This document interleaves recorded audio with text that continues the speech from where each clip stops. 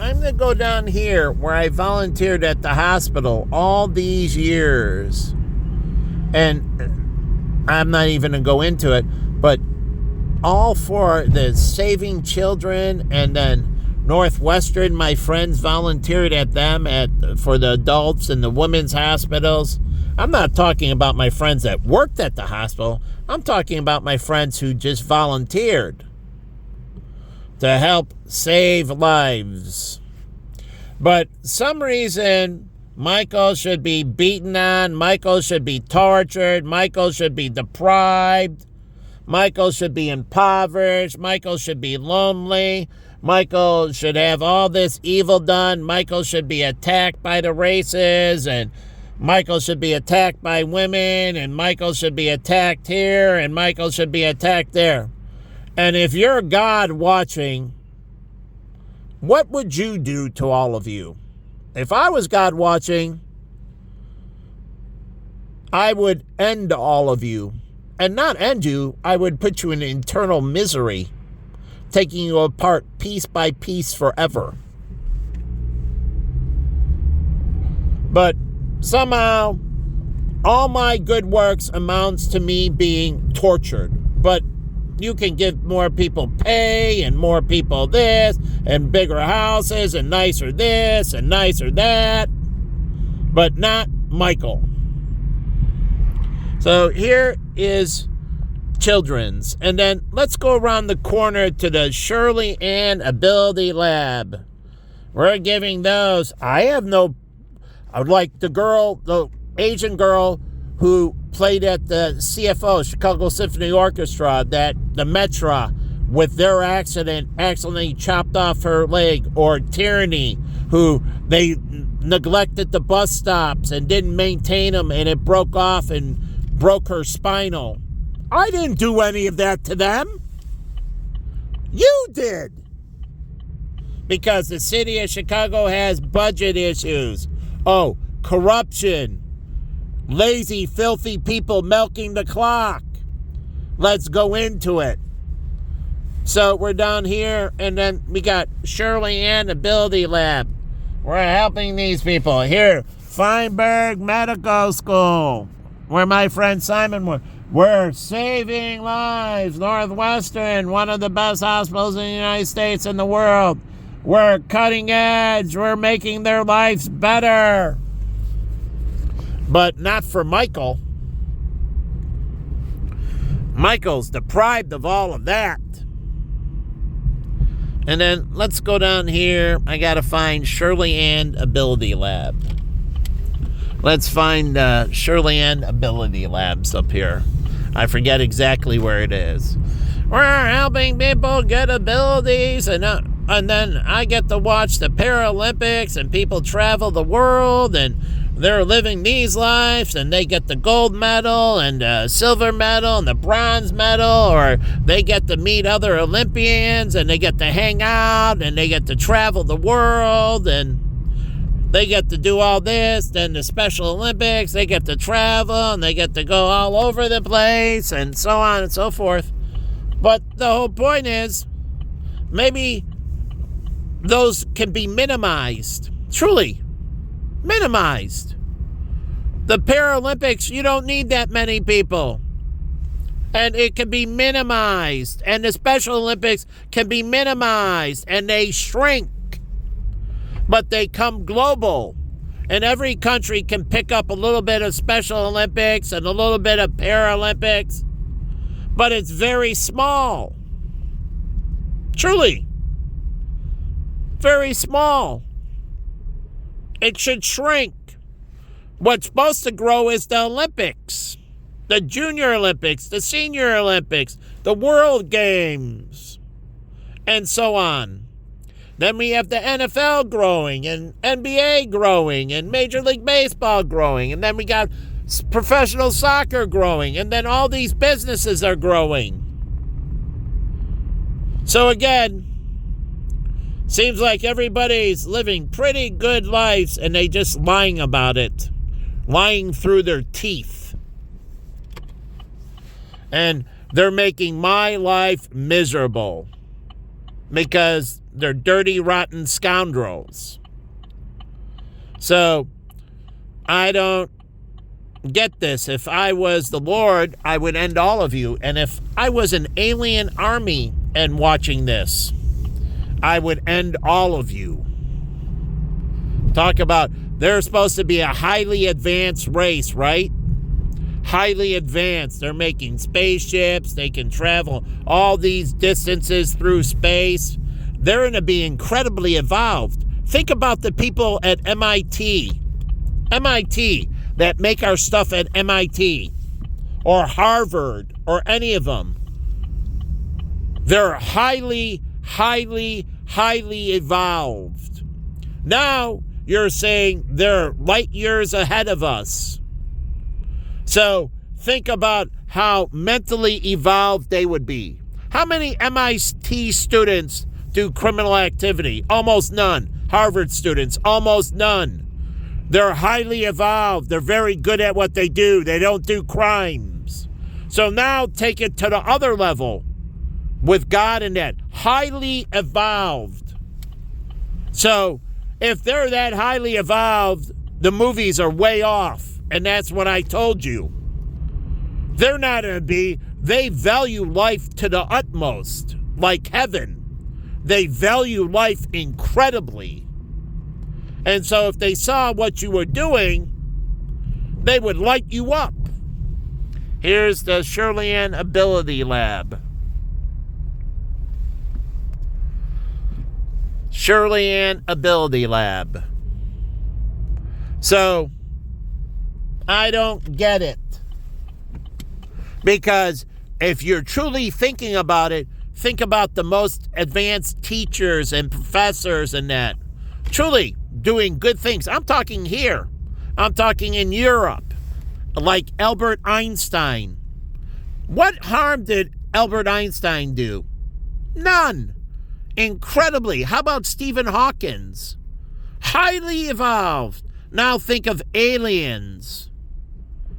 You're all wrong. You're all wet. You're all stupid. Stupid. So you would be a threat to them, not the other way around. You would be an unbelievable threat to them by leaving this planet. And they would exterminate you. Because that's what I would do. I come in peace. Bull crap. I watch what you do. Like, oh yeah, that's right. That movie about the alien coming to Earth. And he comes out in peace and saving disease and everything when I was a little kid. And then the robot that's designed to protect him. And then what do they do to him?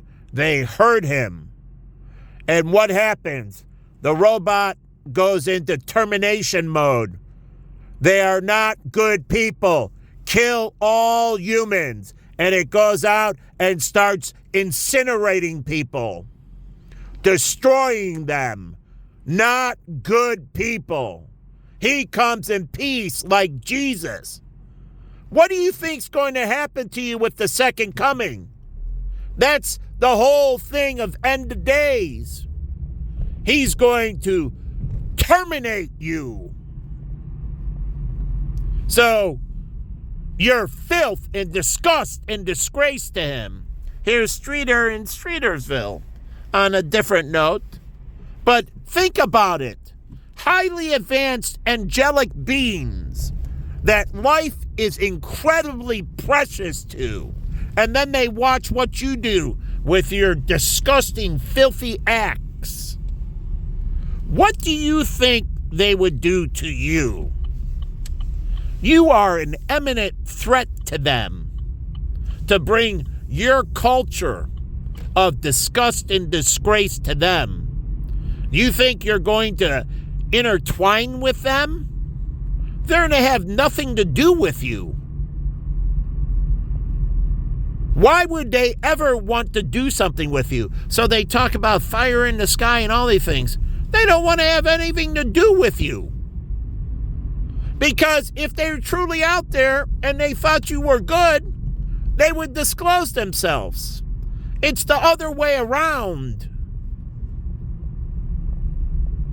And so I talk about all that stuff, but the whole point is what they see is like that movie. And they go through all the wars and atrocities and like that was us like 1 billion years ago. What a threat.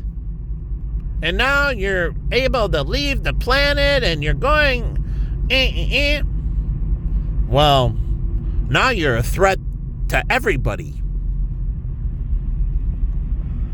So I would assume that you would want to minimize this evil on earth and show that people are moral and good. And that was the point of the church, right? Do you not think God saw the space program coming and everything?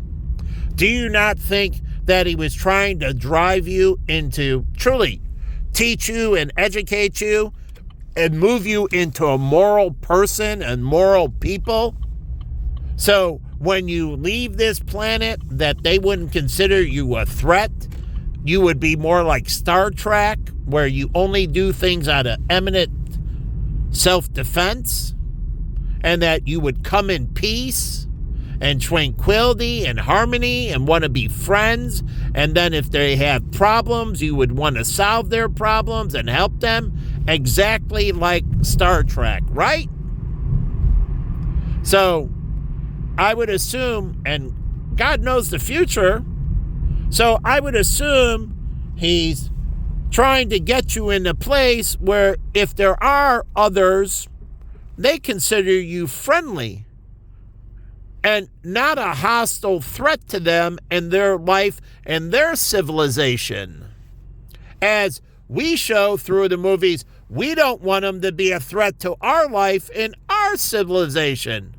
An eye for an eye, karma, Pulp Fiction, 360, what comes around goes around. So I would assume it would be the same thing. So look at all those MIT grads and everything, truly, and just go into their criminal history in that and figure out how many of them really ever become criminals. It's not like the movies. So it's totally different, very rare. I'm not saying there might not be a few rotten apples, but it's incredibly rare. So for Harvard, MIT, Yale, Princeton, Brown, I know a lot of those people, and I don't know any of them that do any criminal activity at all, like my friend Rob Betts. And then DA and many, they don't do any criminal activity.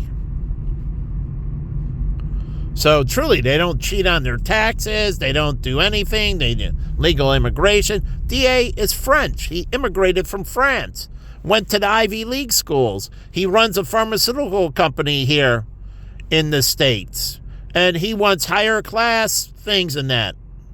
His family owns a winery in France. And he just wants better things. He's been a good resident alien to the United States. An exceptional person. Truly.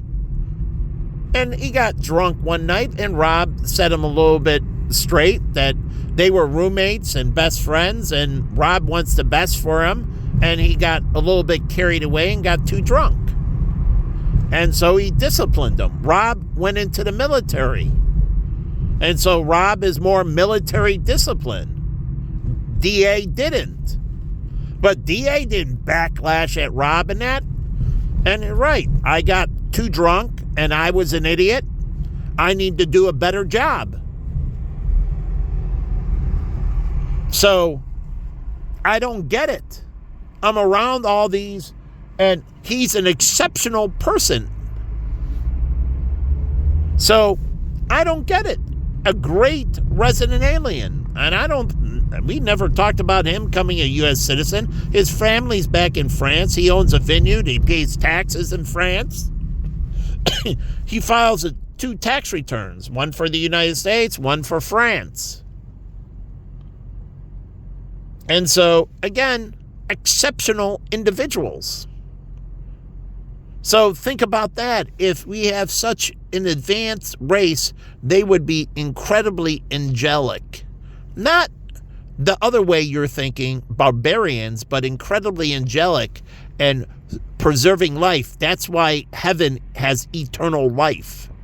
And only out of necessity of the barbarity of Satan and his followers did he ever have to create anything such as hell. But that's very few. That's few. So it's not big. It's this small segment that went corrupt. A few rotten apples. But the majority of everything is good before and after. So think about it. There might be, but it would be unbelievably unlikely. Truly, it would be very rare and unlikely. So just think about all of our Ivy League, or go to Britain and think about all their, schools on their end, and think about how many of them are really, truly hardened criminals. So you'll find it's very few. Because it's extremely hard to get in, and you got to go through all these things. And it's high standards, incredibly high standards. Like, I was in New York on a train, just sitting there, and this is before I met Jen. And two guys talking about their kids in this private school. And the one kid was already in, and he was talking, I want my son to go to this private school. And he's like, well, your son has to have this resume and so on and so forth, and he has to have this ability, and it's incredibly hard to get into. It was $30,000 a year for the preschool. And he didn't care. He didn't say, oh, $30,000. No, he was talking to him, how can I get my kid in? What do I need to do? How do I need to position my child so I can get him into this elite private school? So the $30,000 a year in the 90s, this is the 90s, and these are two guys taking the train in New York City. Now, there were two white guys, but it doesn't matter. All they were talking about is, how can I get my child into this elite? What does the resume need to look like so I can get my child into this institution to give them the best head start? So the money wasn't nothing. Truly, they mentioned how much it was, and he was like $30,000, and it was like, whatever, and then he moved on. So what do I need to do with my child? How do I build his resume and everything else so I can get him into this elite institution? And that's the rest of the conversation on the whole train. And I was just sitting there. To me, I'm like, wow, $30,000, but to them, it's nothing. And that just, it didn't mean anything. It's all relative.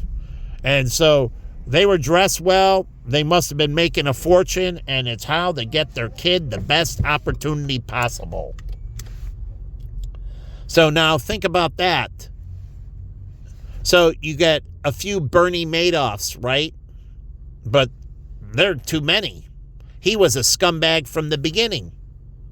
He was never an investor. He didn't have any investing skills. He was a con artist from the beginning. From the beginning, he was a con artist. So, again, he didn't have exceptional ability. If he did, he wouldn't have done that. He was a con artist from the beginning. So, yeah, a few rotten apples, but they can do a lot of damage. And I got my sandwich, and I got to go home. And I got guac and everything, so I'm not going to go to the taco place.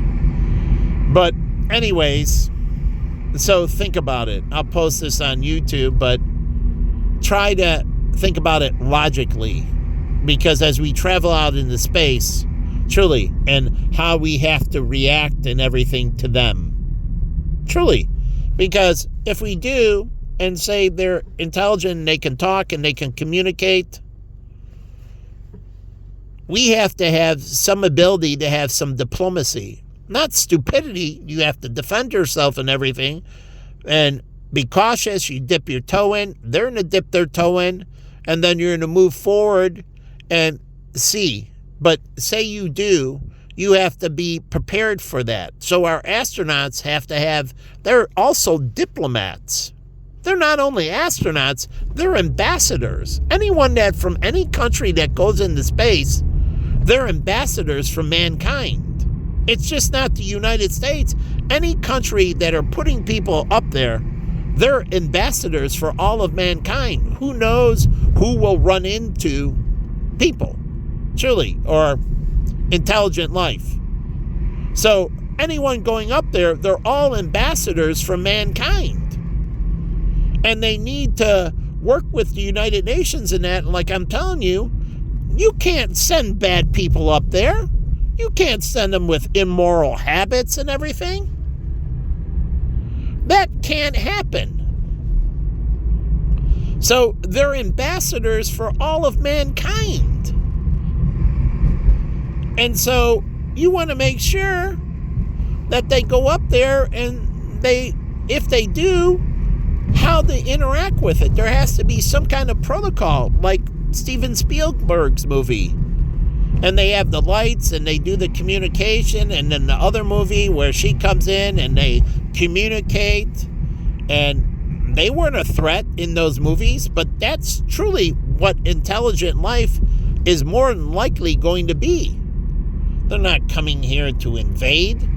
As we can make all these things, as I showed you, abundance, you don't think they can? So they're not going to be starving like Superman, and they're going to be able to move their people. They're going to be able to deal with issues on their planet and stabilize the planet. They can stabilize the core of the planet.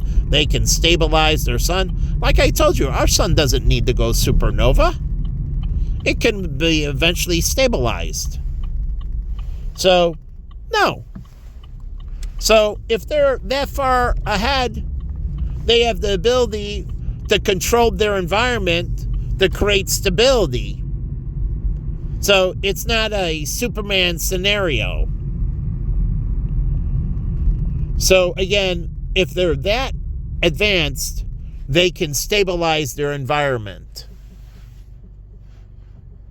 So they're not going to be looking for these, resources and me. No, that's not going to be it. So, but those are thoughts of less intelligent people, and it makes good for, and I love watching those things. It makes good for entertainment and that. But in real life, people have to be good. So they know the difference between fantasy and reality. But if we start making reality fantasy, then there's no difference for them to tell. So if people are lying on the street, they're lying in the media, and it's all fantasy, then there is no difference between what they see on the screen and what is happening in real life. They would never trust you. They would never trust you. And I warned you about lying to me. They would never, ever trust you, because now you took what was fantasy and you made it reality. You are no longer trustworthy. And the Bible warns you about lying, about taking fantasy and blending it into reality, and there's no separation between fantasy and reality. This is why I told you there's not supposed to be any acting in public. So if those aren't truly homeless people, and this isn't true, then all you're doing is digging your own hole. And you seem to be doing it very rapidly. So if I was watching you, you're blending reality with fantasy, and there is no truth, there is no justice, there is no righteousness. It's all a bunch of garbage. and you're all sellouts. And that means you can never be trusted. Never, ever be trusted.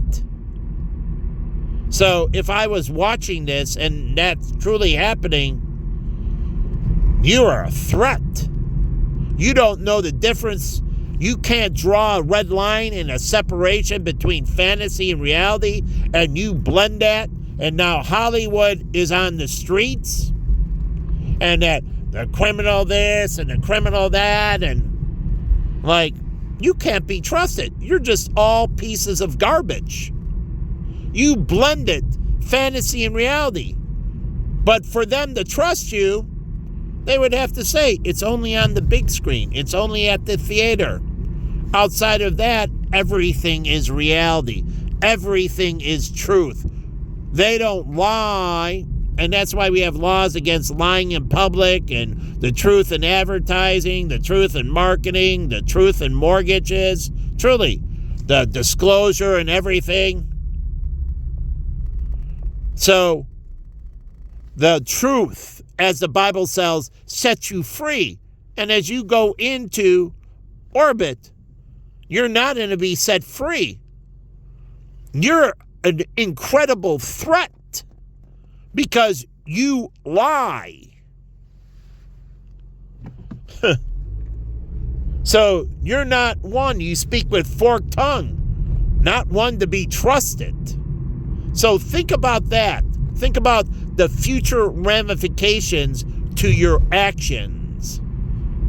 And they do. As you do them more and more, it carries greater and greater and greater ramifications. And if I was watching this, I would be like, you're just garbage. You didn't separate, as I've always done, between fantasy and reality.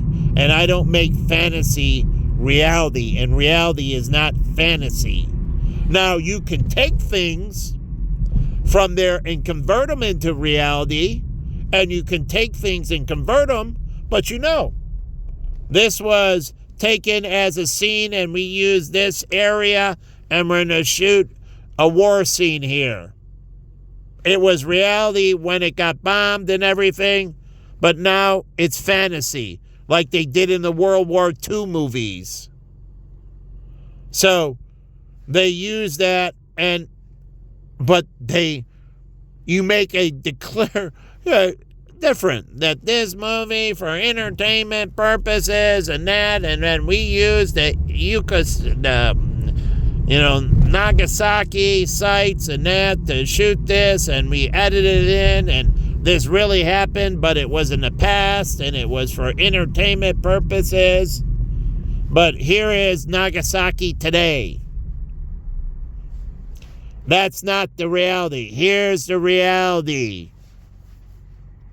That's fantasy. We blended it into a movie. So you have to have a clear delineation between fantasy and reality.